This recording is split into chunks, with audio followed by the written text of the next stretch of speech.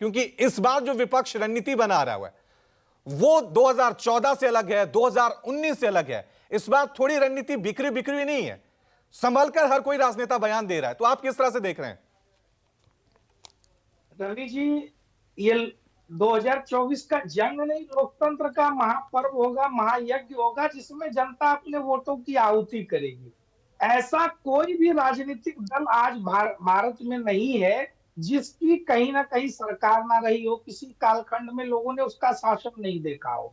तो ऐसे लोग जिनका शासन जनता बखूबी जानती है कि वो अपने कार्यकाल में क्या करते हैं, भ्रष्टाचार की चरम सीमा क्या होती है, परिवारवाद क्या होता है, वंशवाद क्या होता है, और उनके शासन में गुंडा राज किस चरम पर होता है, ये जनता जानती है। इसलिए जनता उसी प्रकार का निर्णय देती चली आ रही है।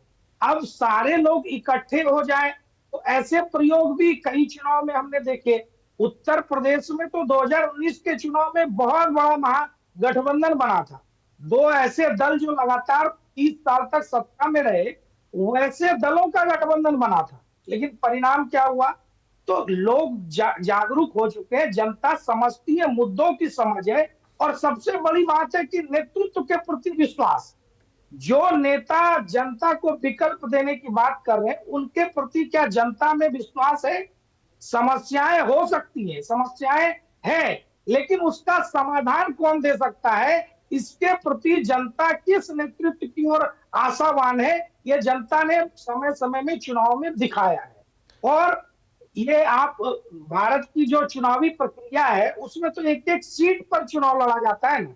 एक जगह एक सीट पर भारतीय जनता पार्टी को बहुमत प्राप्त हो और दूसरे 5 सीटों को मिलाकर के अगर कहीं विपक्ष बहुमत के आंकड़े के पास पहुंच जाए तो जीत हासिल नहीं हो जाती। लेकिन विप्लव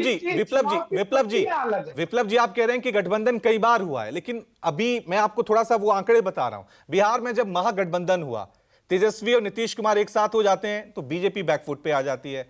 ममता बनर्जी पश्चिम बंगाल में अपना क्षेत्रवाद का मुद्दा जब वहां पे उठाती हैं तो वहां पे बीजेपी बैकफुट पे आ जाती है, हार जाती है।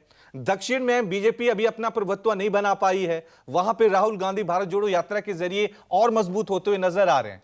तो आपको नहीं लग रहा कि कहीं ओवर कॉन्फिडेंस थोड़ा सा नुकसान ना कर दे, या फिर आपकी रणनीति में कोई बदलाव हो जाए इस बार? नहीं, ओवर कॉन्फिडेंस की बात नहीं है, ये जनता से मिले हुए विश्वास की बात है।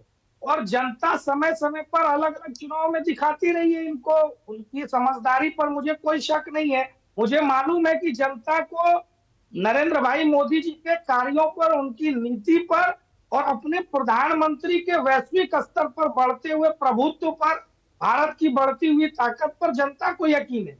देखिए, अलग अलग राज्यों में लोग अगर गठबंधन कर रहे हैं तो क्या तमिलनाडु के नेता आकर के बिहार में वोट दिलवा पाएंगे? क्या बिहार के नेता तेलंगाना में जाकर वोट दिलवा सकते हैं, या अखिलेश जी केरल में जाकर वोट दिलवा सकते हैं, या नीतीश कुमार जी बंगाल में वोट दिलवा सकते हैं? सवाल यह है, भारत की चुनावी प्रक्रिया को समझना होगा। और अभी जिस प्रकार के बयान हमने आपके स्क्रीन पर देखे, उसमें तो कहीं नहीं लगता कि विपक्ष एकजुट होने की तैयारी में है।